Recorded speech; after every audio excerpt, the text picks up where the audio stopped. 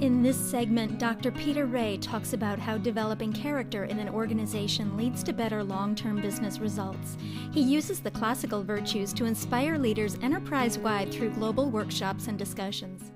I'm here because I hope I can learn from all the work that you're doing. And I think what's really intriguing to me is Parker and Wake, for all of our differences, are on this similar journey of how do we figure out to put character kind of front and center as part of an academic program. It's what the liberal arts has always been about.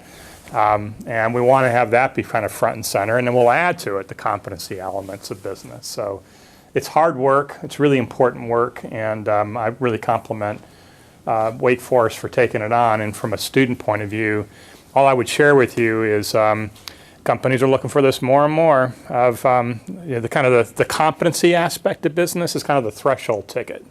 Can you do what is needed in the position? Okay, let's put that aside. Now, who are you as a human being? You gonna make us better? Will you help us strengthen our reputation? Are you the kind of person we want to work with? Those are the differentiators, these kind of intangibles that I'll use the classical virtues as a vehicle to get at that.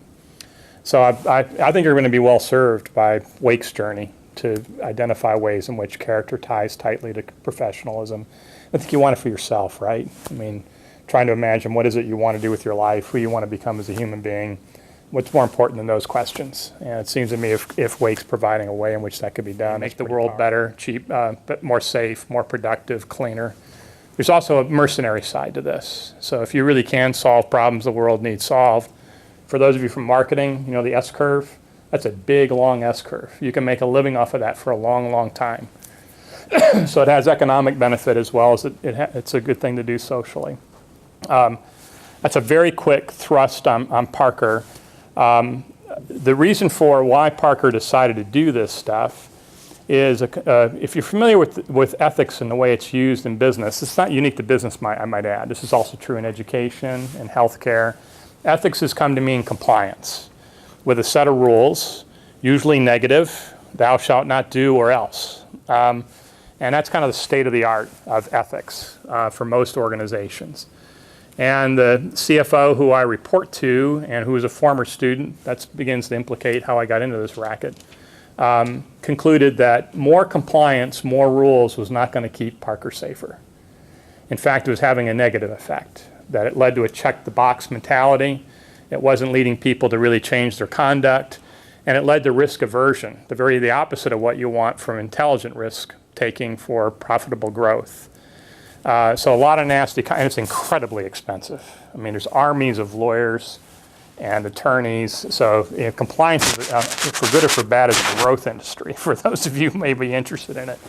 And this is not a political statement. It's just a statement of fact that regulations have increased in all sectors of society. So our kind of knee-jerk reaction, some knucklehead did something stupid and we need another piece of legislation, or at a university, some idiot did something crazy and we're going to have another policy. And that's been kind of the limitation of our approach to ethics. Now let's switch to this approach at Parker and kind of why I got intrigued with it. So the word ethics in Greek means character. It means aim at the good. It's about virtue. It's the exact opposite of SOX, which is a thou shalt not do list. It's the reverse about, well, what do we like when we're at our very best? We're all capable of falling short of our ideals, but virtues means excellence in human conduct. And so there's 7 classical virtues, defines the liberal arts about as clearly as anything. This is Plato's Academy stuff of trying to learn what does it mean to be a virtuous person and how do I put it into practice.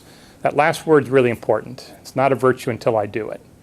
So it's one thing for me to talk about this. It's a whole other set of standards to try to figure out how would I actually do it in a very pragmatic way, and that's kind of the thrust of this. So we could think about ourselves as just being competent. What do I do really well? So you're going to pick up an undergraduate degree in business, and you're going to excel in marketing or accounting or operations, PR, whatever you're going to do, IT. That's important. You know, what do you do well? And the tendency is just to stay in that competency box. And don't mishear me, I'm saying that's important. What you do well matters. What gets ignored is the character side. Who are we as people?